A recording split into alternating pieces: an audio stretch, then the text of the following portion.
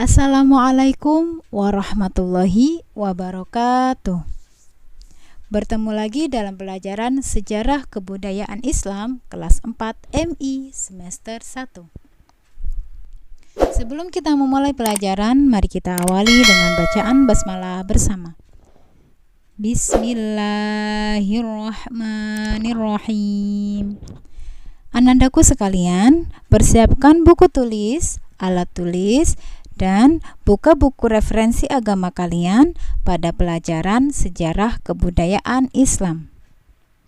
Baiklah, pada pertemuan kali ini kita akan belajar tentang dakwah Nabi Muhammad SAW. Pada materi ini ada 2 poin yang akan kalian pelajari, yaitu perintah dakwah dan yang kedua, rintangan dalam berdakwah. Langsung kita masuk pada materi yang pertama.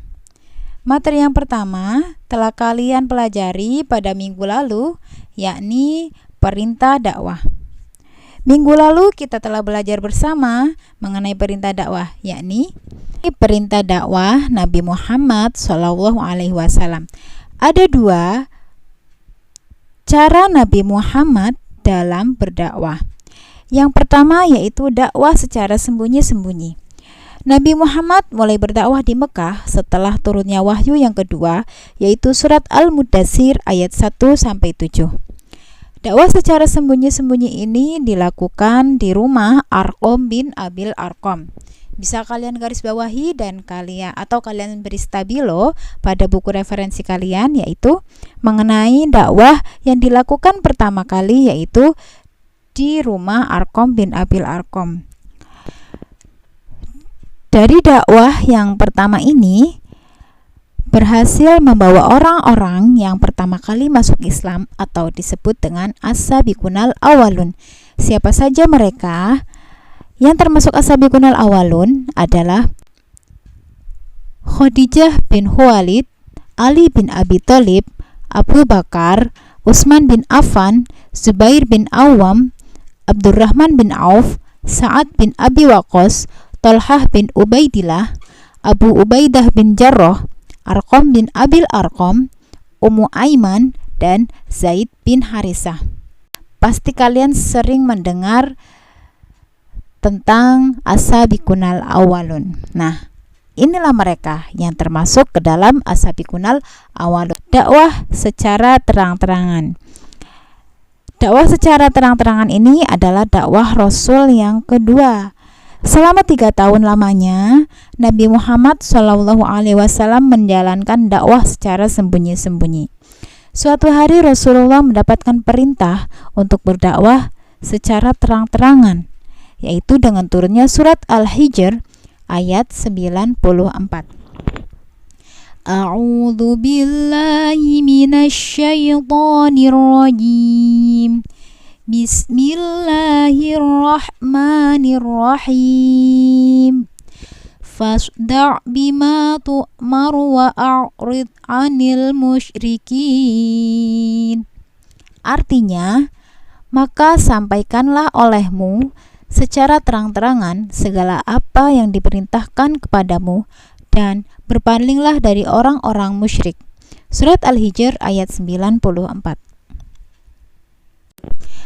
Nah, dalam perintah dakwah secara terang-terangan ini, pertama yang dilakukan Nabi Muhammad dalam berdakwah secara terang-terangan adalah mengumpulkan dalam jamuan makan para kerabatnya dan orang-orang terpandang dari kaum Quraisy. Mereka diajak untuk menyembah Allah Subhanahu wa Ta'ala dan berbuat baik terhadap sesama dan tidak boleh saling bermusuhan. Kita lanjutkan pada poin yang kedua, yakni rintangan dakwah Nabi Muhammad SAW. Dalam berdakwah, Nabi Muhammad mendapatkan banyak sekali rintangan. Salah satunya yakni tantangan yang pertama adalah tantangan dari paman Nabi Muhammad SAW. Loh Bu, kok paman Nabi? Bukannya paman Nabi itu baik? Nah, dengarkan keterangan ini. Abu Lahab adalah termasuk salah satu paman Nabi Muhammad yang menentang keras dakwah yang dilakukan oleh Nabi. Saat Nabi Muhammad pergi ke Bukit Sofa di dekat Ka'bah dan berteriak memanggil orang banyak, kemudian orang-orang tersebut berkumpul. Setelah orang-orang tersebut berkumpul, Nabi Muhammad berseru, "Hai saudara-saudaraku, bila aku berkata bahwa di belakang bukit itu ada musuh yang hendak menyerang, percayakah kalian?" Dengan serentak mereka menjawab, "Ya, kami percaya kejujuran saudara tiada duanya. Saudara belum pernah berbohong. Saudara adalah orang yang mendapat gelar Al-Amin." Anak-anak ingat, Al-Amin artinya apa? Ya, bagus sekali. Kemarin di materi kelas 3 kalian sudah menulis tentang Al-Amin. Al-Amin adalah gelar untuk Nabi Muhammad, karena Nabi Muhammad adalah orang yang dapat dipercaya. Kemudian Nabi Muhammad meneruskan, "Kalau begitu dengarkan. Aku ini adalah seorang pemberi peringatan. Allah Subhanahu wa Ta'ala telah memerintahkanku untuk memperingatkan kalian. Hendaknya kalian hanya menyembah kepada Allah saja. Tiada Tuhan selain Allah. Apabila kalian ingkar, kalian akan mendapatkan siksaan yang amat pedih." Nah, tapi bagaimana respon mereka? Ternyata respon dari mereka adalah ketika itu mereka banyak sekali yang marah. Mereka banyak sekali yang berteriak-teriak dan mengatakan bahwa Nabi Muhammad adalah orang gila. Namun sebagian dari mereka juga ada yang hanya terdiam saja. Dan saat itu Abu Lahab mengatakan, "Celakalah engkau wahai Mudham." Jadi Abu Lahab itu sering sekali menyebut Nabi Muhammad dengan sebutan Mudham. "Untuk inikah engkau mengumpulkan kami?" Ya, dengan marahnya Abu Lahab mengatakan seperti itu. Nah, jadi ini termasuk tantangan yang pertama saat Nabi Muhammad berdakwah, yaitu adalah pamannya sendiri, ya, mendapatkan tantangan dari pamannya sendiri yang tidak menyukai dakwahnya. Yang kedua, penentangan dari penguasa Mekah. Walaupun Nabi Muhammad SAW mendapat pertentangan yang keras, beliau tetap berusaha tanpa henti. Kebanyakan orang-orang yang masuk Islam itu terdiri dari kaum wanita, budak, pekerja keras, orang-orang miskin, dan kaum yang lemah. Meskipun begitu, semangat mereka tetap membaja dan mendarah daging sampai mati.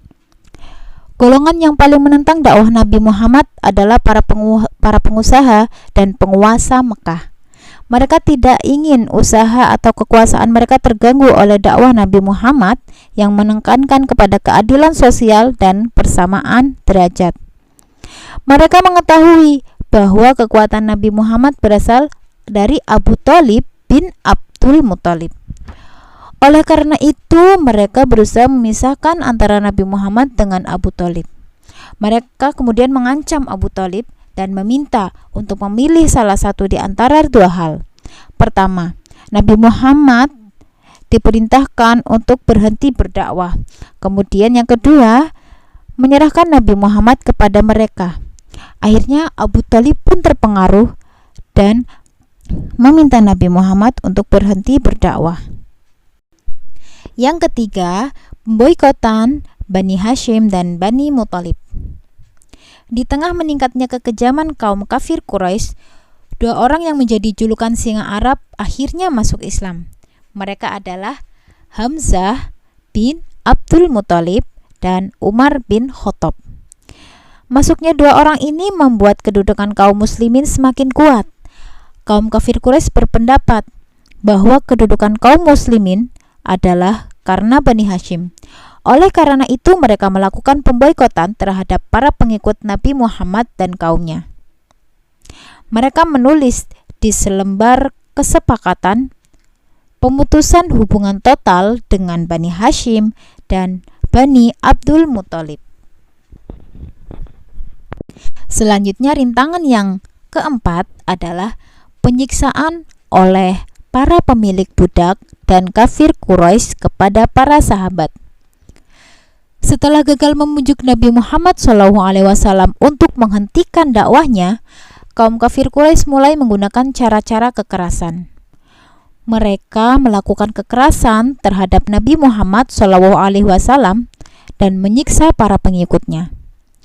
Mereka dipukuli, dicambuki, dan tidak diberi makan maupun diberi minum. Mereka yang menjadi budak mendapat perlakuan yang lebih kejam lagi. Kaum kafir Quraisy juga menghalang-halangi mereka ketika akan beribadah ke Ka'bah serta melemparinya dengan kotoran unta. Dengan semakin bertambahnya orang-orang yang masuk Islam, kaum kafir akhirnya melakukan pertentangan-pertentangan. Beberapa orang yang mendapatkan pertentangan dari kaum kafir Quraisy yaitu Khadijah, Abu Bakar, Fatimah, Ibnu Mas'ud, keluarga Sumayyah, Arqam bin Abil Arqam, dan Bilal bin Rabah. Selain sahabat di atas, masih banyak sahabat-sahabat lain yang juga mengalami kekerasan dari kaum kafir Quraisy, baik itu berupa hinaan, siksaan, bahkan hingga kehilangan nyawa. Namun mereka tetap gigih mempertahankan kebenaran yang diyakininya demi menegakkan agama Islam. Dari pelajaran ini kan dapat mengambil kesimpulan, yaitu ketika kita berusaha dalam kebenaran, maka janganlah takut. Jangan ada kata menyerah. Baik, terima kasih. Sampai sini keterangan materi SKI pada pertemuan hari ini.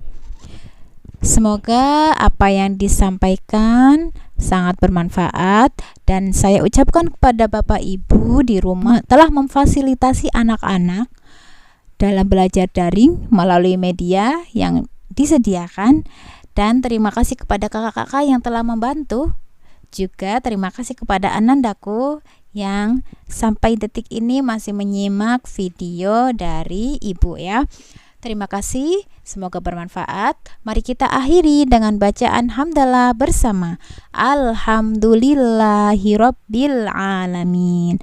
Wassalamualaikum warahmatullahi wabarakatuh.